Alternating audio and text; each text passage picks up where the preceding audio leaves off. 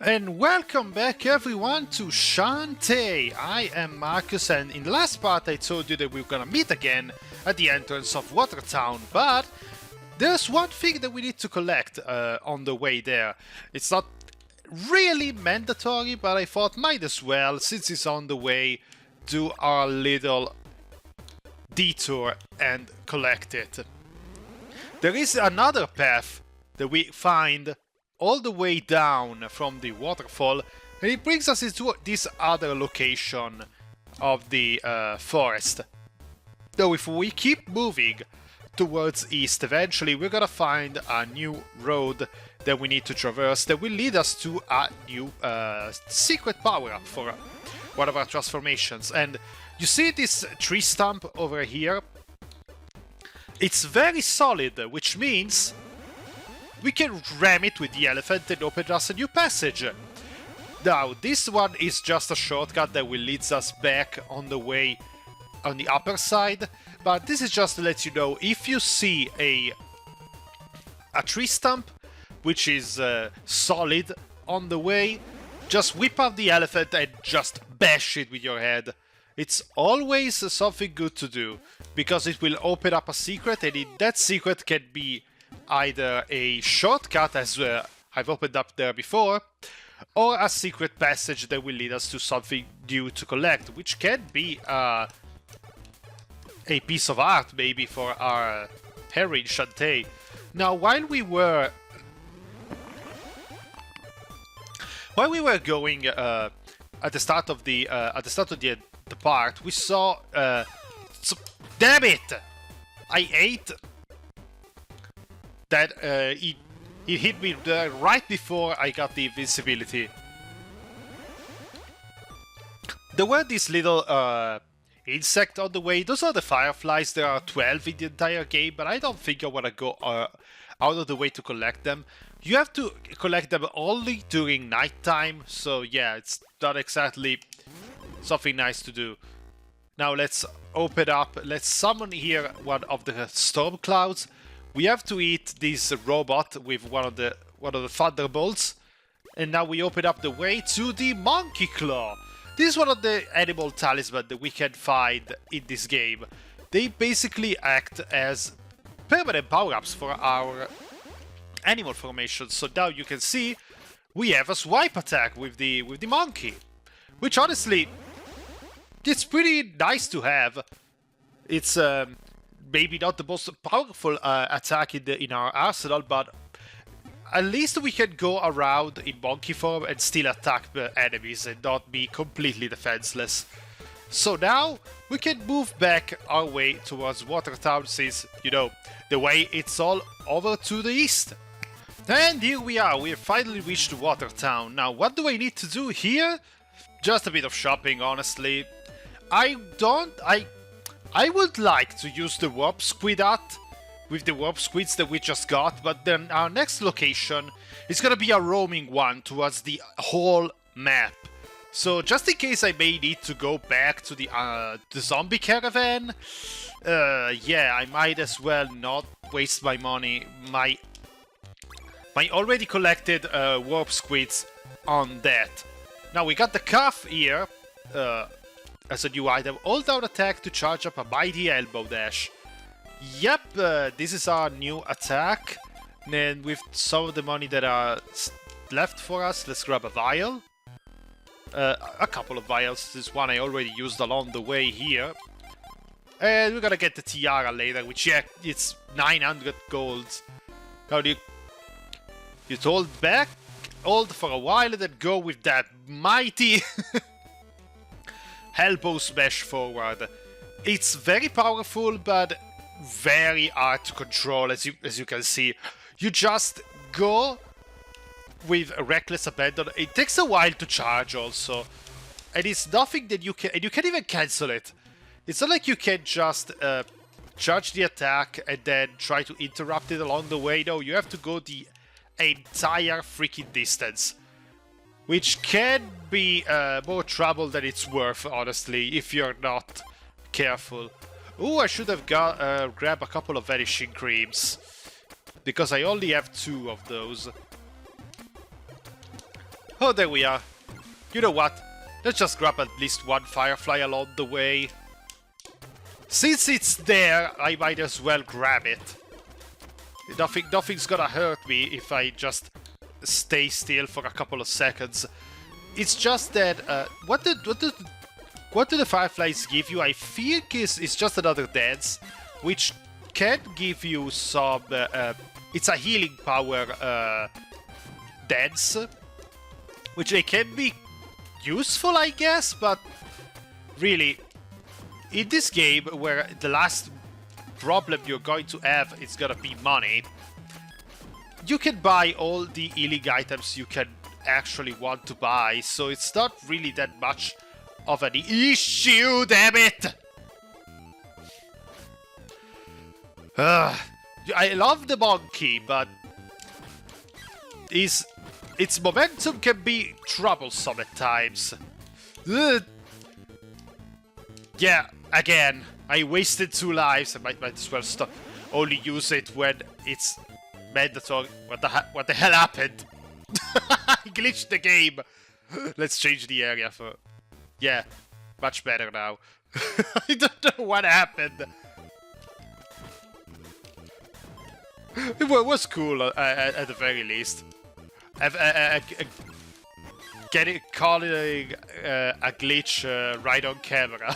That is something for the Let's Play. Come on. The issue with the monkey is that there's a lot of momentum carrying forward. If you jump with her, you're gonna be flown towards a very long distance, which can be helpful if you want to go for very long jumps, but in this game where leaps of fate are gonna be your biggest problem and you have lives, again I have to reiterate, this freaking game has lives, it's better to just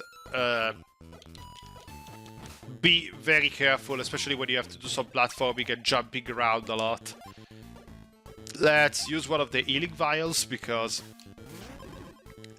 I feel like I'm gonna be needing those.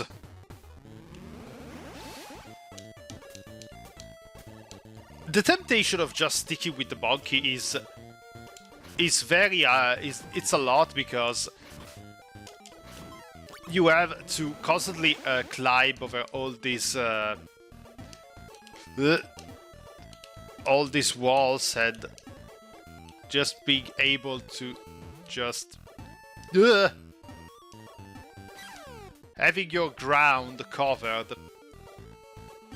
It's just a way of just not stopping, just to have the game keep going. And oh, I love these sprites! These giant...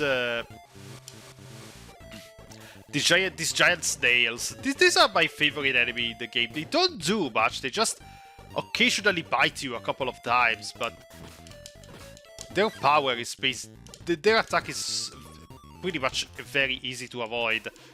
Oh, come on! Can you please? Yeah, you see why I try to avoid fighting if I can. After a while, it just becomes just a bottom meshing of doing my headbang with my air. Combat isn't exactly deep at this point in the series, and yeah, we got 2 fireflies. We're a 1/6 of the way there. And I also like this detail that by night these giant snails basically go and sleep and leave you to your business. This is a weird area, but it's very suggestive. I like these. One thing that I really enjoy about Shantae is visiting all these different locations. It's a bit dry here because, of course, it's a Game Boy game. But going along with the series, they will do a lot more, especially with Pirate's Curse. Pirate's Curse is still my absolute favorite game in the series, honestly. Oh, here we go, a lot more jumping in this freaking bog of a stage. We have to deal also with constantly spawning zombies. Thank you. This is where the dungeon should be in this... Come on! Hey, at least he kept the invincibility, but I lost 3 lives in this track. Last thing I wanted to happen, it's a freaking game over, because you go back to the last point you saved. You don't lose any progress, honestly. You keep all your money and all that, but it's just the backtracking that can be quite tedious after a while, so might as well. Yeah, I'm gonna save a record of my travels, please. Thank you. Thank God for save points right next to the entrance dungeons. This place is just a giant jumping section. And we're not there yet, but we should be getting closer. Because now we have this area which is just a giant cemetery for us to travel. You know what, might as well. Let's wipe out some of these items because I'm basically not using them. And this is one of my favorite weapons in the series, the pike ball. The pike ball is just amazing. Oh, come on. Yes. Unfortunately, it resets whenever you try to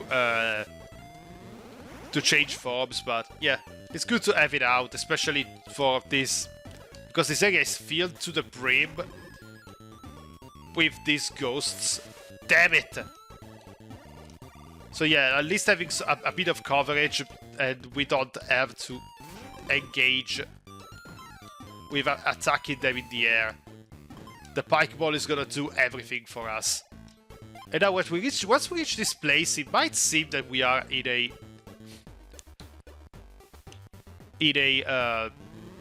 dead end, but it's actually not a dead end. No,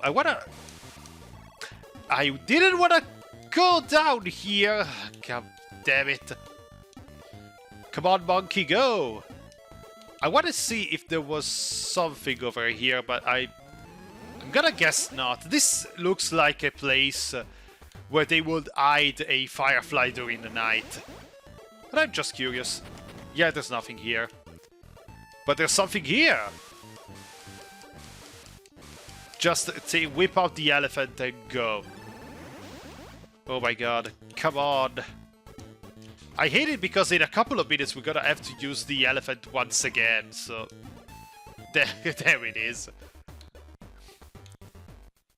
I realize now how much of a face-breaking this is. Like, if I'm playing it casually, I don't really mind, but when I'm recording myself, it can become a bit of an issue. Ooh, and I went on the other side because we can enter the zombie caravan only at night. The zombie caravan should have been right between those two screens, but I'm gonna have to wait a bit.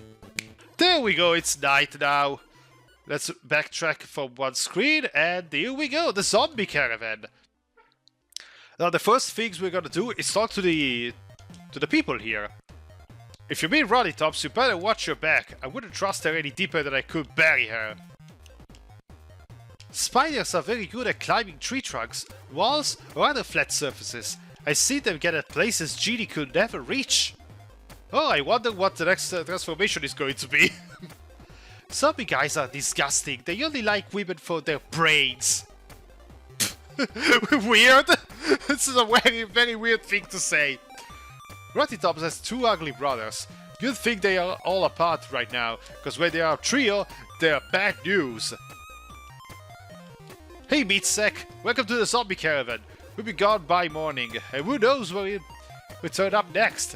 Better stock up at the shop. Yeah, this is something that I actually want to do. First, let's go to the baiting wagon, because I don't remember how much life did I have left. Yeah. Better stock up on life before moving onward. And yeah, keep out. This is where Rottytops is waiting for us, but now I gotta go to the Warp Squid wagon. Because I wanna give the Warp Squids to the... to this mama right here. And again, I like the joke that none of these mama squids can actually recognize their kids. So you can basically give them whichever babies you end up finding. It's just amazing. I don't remember if the babies have a different color scheme depending on where you find them. But yeah. Now we have the teleportation to the zombie caravan, which is gonna make it real easy to get back here in case we need it to. And now we have to go to the town shop, because I want to buy a couple of things before moving on. Hello, man. What can you do for me? Let's start selling me a couple of vials. Oh, they cost less in this place. Very nice. And what do we have on new items? Here we have the greedy jars, which make enemies drop more money. Very useful. And the flash bomb, which is basically... oh, the fireball, not the flash bomb. The fireball is basically a better version of the pike bomb, of the pike. It has a bigger range, it does a lot more damage, and I think it lasts a bit longer as well. So yeah, we got to this point, we basically have almost the entire set. Oh, do they have a vanishing cream? Because I do want to have one of those... float candy beans. No, they don't have vanishing creams in this place. Oh, well, seems like I'm gonna have to fight some enemies this time. Now, we got everything that we needed to get. Let's go to the keep out and talk to Rottytops. My god, I like how she's constantly moving like this. Hyperactive zombie. Excuse me, I'm looking for a zombie named Rottytops. Hi, Rottytops! Who are you? My name's Shantae. You replied to my question about a magical stone, right? Oh, that. It's called the Silver Stone, because it burns endlessly. It keeps inside the deep cackle mound by a society of shriekers. What about it? I need to get it before something terrible happens. Can you show me the way inside? Me show you? Aren't you afraid to ask a zombie for help? I better try to hit your brains. I thought only wild zombies ate brains. Shows what you know. Tell you what, let's have a little competition to see just how bad you want it. If you win, I'll show you to the Silver Stone. But if I win, your brains become a tasty snack for me and my pals. What do you say, Shantae? Wanna race? Yeah, let's race! It is the most annoying section in this game. Because basically what this is a glorified quick time event. You keep your eye on the edge of the screen, and if you see a rock, you jump. If you see a tree trunk, you slide. It's basically Mega Man 8. Jump, jump, slide, slide. The issue is, as you can see, Rottytops sticks to your ass like nothing else. You are allowed... damn it! I knew it! I knew it was gonna happen! You are allowed a couple of mistakes, but really it's just a couple. And if you get a mistake way too close to the finish line, you are basically fucked and you cannot recuperate. Damn it! Yeah, I'm screwed at this point. You can get it done with a bit of memorization, but yeah, the issue is that Rottytops rubber bands to you way too freaking close. So getting it done, it's very troublesome. So I'll see you when I actually been able to beat her.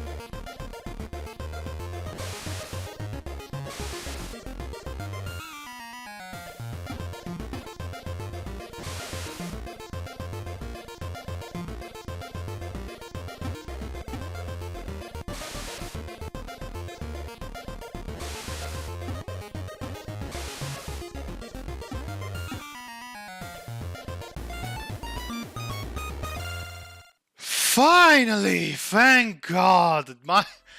This race is tedious as fuck. You beat me! Dagnab! Look, Shantae, you got passion and I like that. What do you say, a happy guy with Simmerstone? I promise to keep the snacking to a minimum. I suppose. Then I meet you at the door of the Cackle Mound. Later! Yeah, let's meet you at the door of the Cackle Mound or whatever the fuck. I hate that freaking race. But yeah, let's see each other at the entrance of the dungeon. Here we are, with the entrance of the Cackle Mound. Now let's talk to Rottytops. It's a shaky bacon. Give a second to figure this thing out. I love how she opens the door. She just takes off her own leg and puts it into the keyhole. Amazing. I love the physical humor with Rottytops. There we go. Now listen up. The walking nightmares that live in this hole won't see you if you stay in the shadows.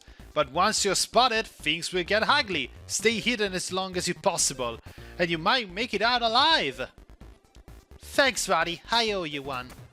And yeah, this is our third dungeon of the game. We're gonna tackle it in the next part of Shantae. I am Markus. Have yourself a fantastic day and take care of yourself, everyone.